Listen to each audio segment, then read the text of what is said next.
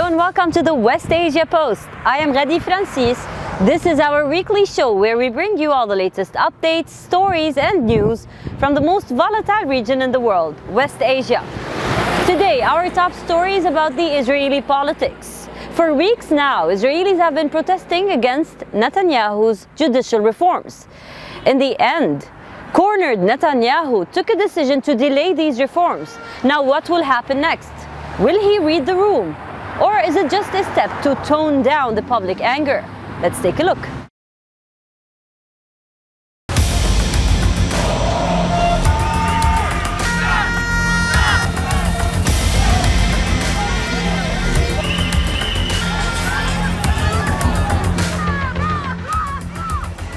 Israel is going through unprecedented times.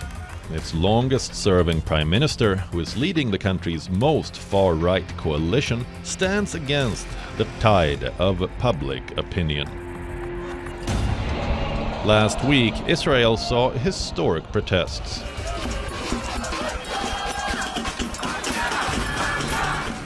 A day of strikes that brought the country to a standstill.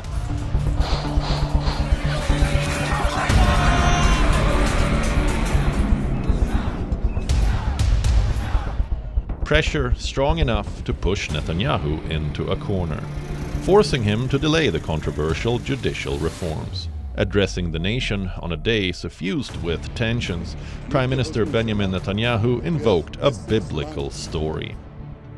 He spoke of the judgment of Solomon, where the king had to rule between two women, both claiming to be the mother of a child. Solomon ordered that the child be cut in two, and the woman who protested the verdict was determined to be the real mother. Israeli citizens, I am not ready to tear the people apart. For 3 months I read over and over again the conversations, and I also said that I would turn over every stone to reach a solution, because we remember that we are not facing enemies. We stand in front of brothers, and I say here and now, there must not be a civil war. Netanyahu spoke against a civil war in an attempt to divert people's attention from the fact that it was his own measures to clip the wings of the judiciary that brought Israel to the brink of one. The Prime Minister has agreed to delay the judicial reform, but this is only until the next parliament session. Reports are that coalition partner Govt gave the green light for this. Before concluding, Netanyahu said that the reform will be achieved through dialogue next time. This is not the kind of delay expected by the critics. The speech, which was expected to calm the nation, did not have the desired effect. While a revolt within the ranks of Netanyahu's supporters might have aborted, the protesting public remains on the streets.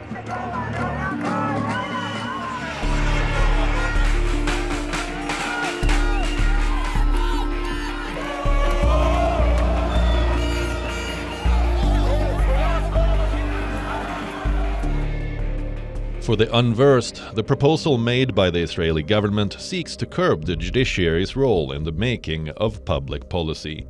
The bill seeks to limit the Supreme Court's power to exercise the judicial review and grant the government control over judicial appointments by limiting the authority of legal advisors. In a nutshell, if this judicial overhaul or reform, as it is called, gets adopted, it would grant the Knesset the power to override the Israeli Supreme Court's decisions.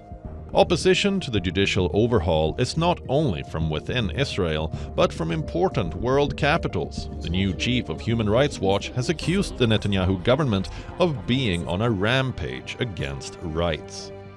Right now, with the current state of the Israeli government and the attacks on the judiciary in particular, we see that this is not a human rights compliant government. This is a government that's actually on a rampage against human rights domestically against its own people in Israel, and they are pushing back. On the international stage, Israel's ties with the United States, its strongest ally, was put to the test. Netanyahu tried to smooth over a very public split with President Biden, while Washington quickly toned down its stance on the Israeli crisis. We obviously urge Israeli leaders to come up with a compromise as soon as possible, and the president's comments yesterday about walking away from it are perfectly consistent with finding a compromise that again preserves checks and balances in Israel. Analysts and observers say that Netanyahu has limited options. He can either side with coalition and aggravate the divide within the country, or call off the reform and risk collapse of his government. Another option, one that he might prefer, may be available. If negotiators reached a moderated judicial overhaul plan bill during the Knesset's recess, a reform proposal that is acceptable to all parties. West Asia Bureau, WION, World is One. We have a lot more lined up for you in this special edition of the West Asia Post. But first, let's take a quick look at the headlines. UAE President Sheikh Mohammed bin Zayed Al Nahyan appoints his eldest son, Sheikh Khaled, as Crown Prince of Abu Dhabi. The oil-rich capital of the Gulf state names his brothers to top roles.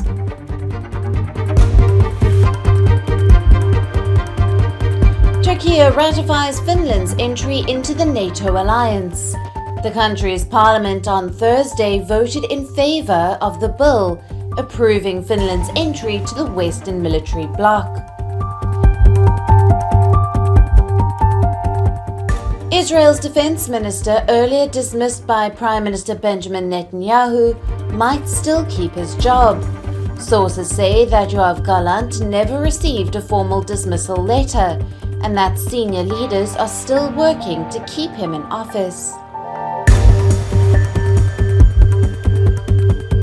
Speaking to a major West Asian broadcaster, Iran's foreign minister suggested that Tehran may set a legal deadline for the stalled talks aimed at restoring the 2015 nuclear deal.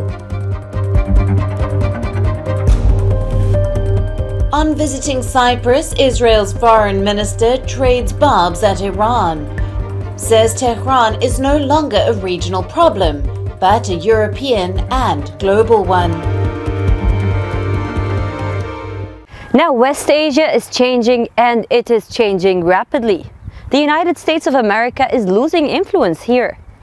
Recently, China brokered a deal between Saudi Arabia and Iran, and as a result, these two countries restored ties. Now, in the latest, it looks like Russia is brokering something of such between Syria and Saudi Arabia. We tell you more.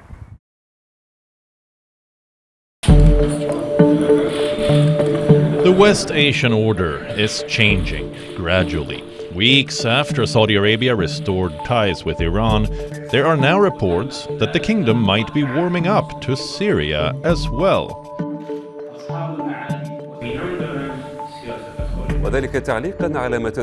Earlier this week, Saudi state television reported that for the first time in the last 10 years, talks are underway for reopening Riyadh's embassy in Damascus.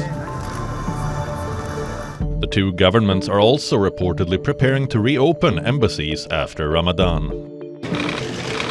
Saudi Arabia, which backed the Syrian opposition in the country's war, closed its embassy in Damascus and expelled the Syrian ambassador in 2012. The Wall Street Journal reported that talks between the two parties, mediated by Russia, are going on. If the negotiations are successful, then it will mark an important step to reintegrating Syria and its leader Bashar al-Assad back into the Arab community after a brutal civil war. Saudi Arabia and Syria cut ties in 2012 after President Assad's crackdown on protesters. It was the Saudis that helped orchestrate Syria's ejection from the Arab League and allegedly funded rebels to fight the government forces for years.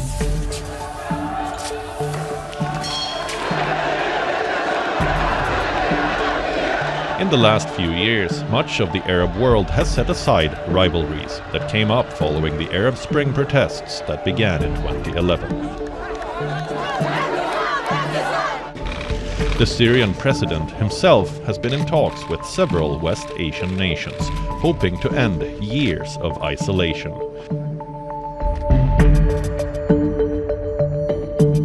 The development comes shortly after China helped broker a deal between Saudi Arabia and Iran on resuming ties. And if these talks also conclude positively, it will surely weaken the US as the decisive presence in the region, in spite of its military occupation of a third of Syria.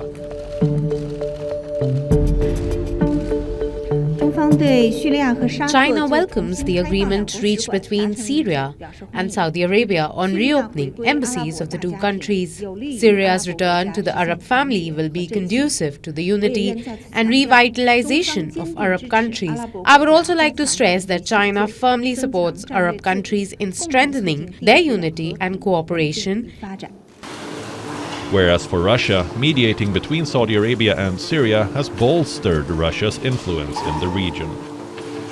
Putin had previously intervened in the Syrian civil war, giving a big push to Assad, while he has also courted the Saudis, aligning oil-rich Russia with the Riyadh-led OPEC grouping.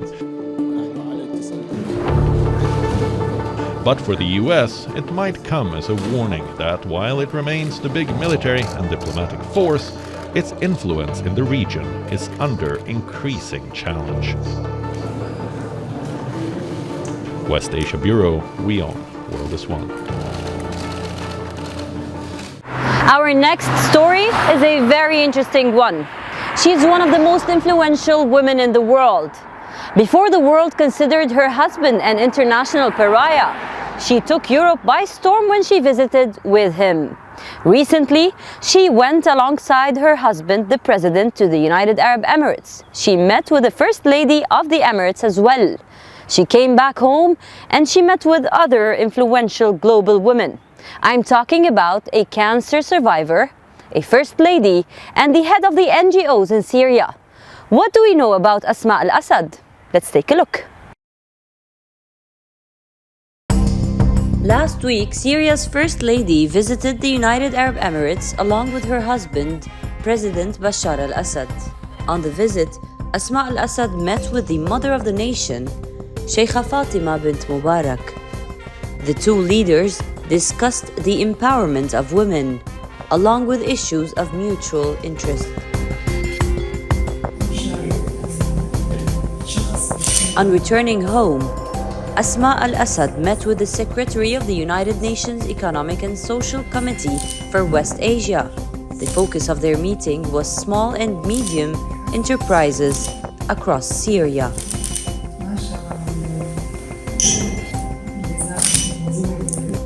She later hosted the Deputy Speaker of the Russian Parliament and gave a reception to welcome her.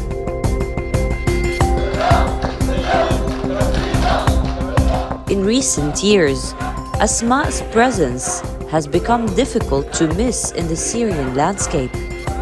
A female face leading these conversations is rare in the region.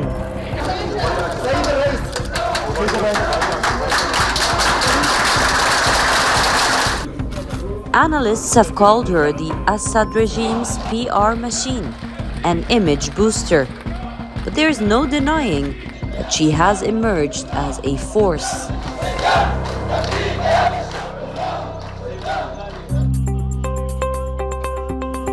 Representing an isolated Syria in West Asia, born as Asma Fawaz Akhras, the First Lady was raised in London.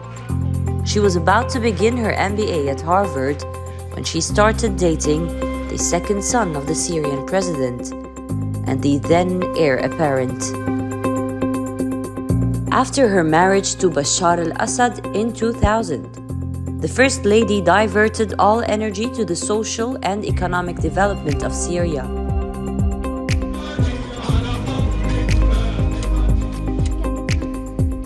She heads almost all major NGOs operating in the country. She also is the chief of the government's charity departments. Regional experts have called her the modernizing force of the Syrian presidency. Before the civil war, Assad was credited with taking progressive positions on women's rights and education. She was named one of the most influential Arab by a prominent West Asian magazine. But things changed. When Syria divulged into a civil war, she was soon called on by most Western leaders and publications to stop the government's crackdown on protesters. But the First Lady stood by her husband's side. She is at present subject to EU sanctions and facing a probe under the Metropolitan Police's War Crimes Department. That is not all about the women at the center of the Syrian presidency. In 2018, it was announced that Asma al-Assad was suffering from cancer. She was on treatment, and the cancer cleared after a year. The survivor later publicly stated that she has fully recovered and is now cancer-free. West Asia Bureau, WION, World is One. Now to Lebanon, the country I'm currently standing in. Well, Lebanon as a country is around 100 years old. The dual lives of these people is somehow the identity of this republic. But never did the Lebanese citizens expect to have two different time zones, and for this to be the point of religious and sectarian differences. Last week, some people in Lebanon had their clocks at 6 a.m. while others had them at 7. Banks, schools, airports, everything got really confused. Are you also confused? Let's explain in this report.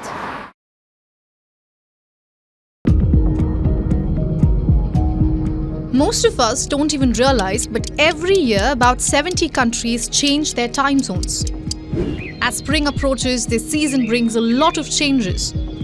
Warmer weather, longer days, blooming flowers, and the beginning of daylight saving time.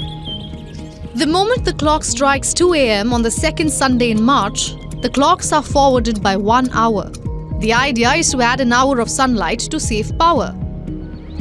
You see, with later sunsets, people are more likely to spend time outdoors and less time indoors.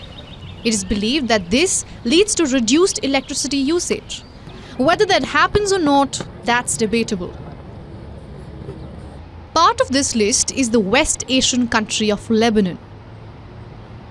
But the government here made a last-minute decision to delay the start of daylight savings time. It was suddenly decided that it will be practiced from a month later on April 21st. You see, the Lebanese government is headed by a Sunni caretaker prime minister, and the parliament speaker is Shia. It was seen as a Muslim-biased decision to score points among the voter base. They feel the move will allow those fasting for Ramadan to break it an hour earlier. Even though in reality, fasting is not really dependent on time. It is supposed to end at sunset regardless of the time zone. So obviously not everyone was happy with this decision. The debate quickly took on a sectarian turn. Christian politicians and institutions rejected the move, including the largest church, the Maronite, which is extremely influential in the country. For the people, this brought a wave of confusion. On March 12th, the phones and watches automatically changed the time to daylight saving, after which phone networks were forced to put out a statement. They asked the customers to manually change it back. We were at a house party last night and we looked at our phones. One phone showed the clock 1:20 a.m. and the other 2:20 a.m. It was like, what is happening? And we wondered if it was alcohol or not. We took a photo of them to double check later. I look at them now and confirm the clock on each phone was different. So it wasn't the alcohol. This is definitely a weird historic moment that we will look back at and laugh. They create problems to deepen the division between Muslims and Christians because those in power are the ones benefiting from the people's dispute. Now in theory, public institutions are bound by the government's decisions. But private institutions started picking sides, only adding to the confusion. Seeing all of this, the government reversed its decision. So now Lebanon is complying with the daylight savings time. It was a calm discussion in which every minister expressed his opinion, and the cabinet decided to keep the government's decision number 5, dated 20th of August 1998, in adopting summer and winter times without any modification now. The new timing will start on Wednesday night at midnight, because we needed to take 48 hours to readjust a few things that were changed as a result of the previous memo. Many are seeing the issue as a distraction from the country's larger economic and political problems. Lebanon is in the midst of the worst financial crisis in its modern history. IMF officials recently warned the country could be heading for hyperinflation if no action is taken. Lebanon has seen the president's seat empty since October last year. The parliament has failed to elect a replacement since. So as politics gets more complicated in Lebanon, the religious divide is seeing the same fate. And as it turns out, the caretaker prime minister seems to be agreeing. Let us be clear, the problem is not winter or summertime, then extending it, or not for less than a month. Rather, the problem is the vacuum in the top post in the republic. West Asia Bureau, WION, World is One. Muslims across the world are celebrating the holy month of Ramadan. Now in West Asia it is a little different. Spirituality, traditions and everything is a little more. Let's take a look.